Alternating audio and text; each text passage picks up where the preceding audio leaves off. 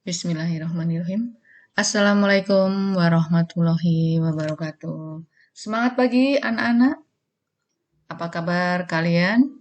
Semoga dalam sehat, semangat, dan gembira. Jumpa lagi dengan Bu Ugi.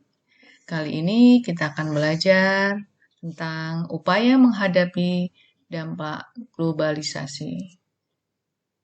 IPS kelas 9, materi bab 2. Pada pembelajaran kali ini, tujuan pembelajarannya adalah setelah kalian melaksanakan pembelajaran, diharapkan kalian mampu menjelaskan dua upaya menghadapi globalisasi secara kepribadian sebagai individu.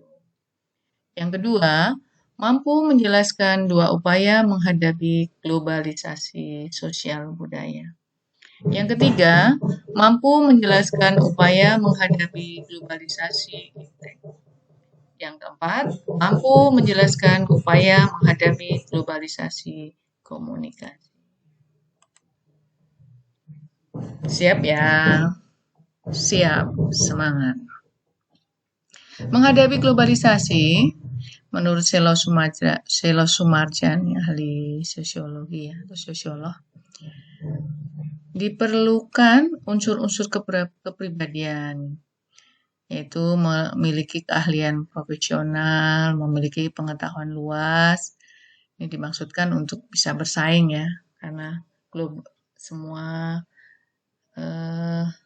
bidang mengalami global, jadi persaingannya tidak hanya dalam negeri aja, tapi dengan negara-negara lain.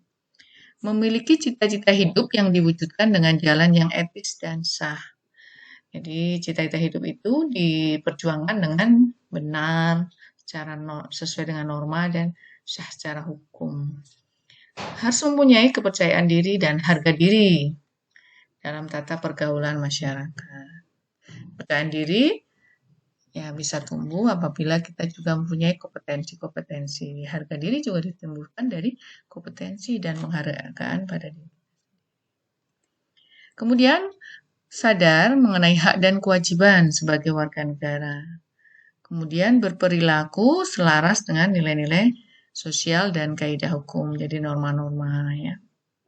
Memiliki kebiasaan dan kemampuan dalam berpikir rasional, objektif, dan realistis. Jadi kita menghadapi segala hal itu dengan rasional, objektif, dan realistis. Kita mulai upaya menghadapi globalisasi budaya atau sosial budaya. Nah, sebaiknya kita bisa menyaring kebudayaan asing yang masuk ke Indonesia, disesuaikan dengan kepribadian bangsa Indonesia. Yang kedua, kita juga mempromosikan budaya-budaya asli Indonesia ke kancah internasional, dan jadi kita bangga budaya kita dikenal, ya kita punya bangga dan cinta terhadap budaya Indonesia. Menyukai dan menggunakan produk-produk asli Indonesia. Memperkuat persatuan dan kesatuan. Kemudian usaha yang lainnya mematenkan budaya Indonesia ya, dipublikasikan juga supaya tetap terjaga dan menjadikan milik bangsa Indonesia dan kebanggaan bangsa Indonesia. Kemudian berpegang teguh pada nilai religius, spiritual, dan memupuk rasa kebinakaan. Indonesia tetap berjaya dengan budayanya. Yang lainnya, meningkatkan kualitas nilai keimanan dan moralitas masyarakat.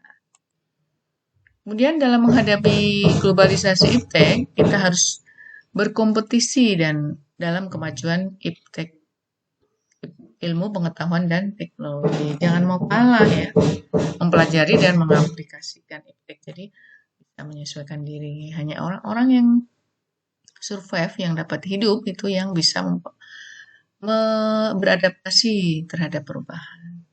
Meningkatkan motif berprestasi, selalu ingin berprestasi dengan tadi ya, etis dan sah.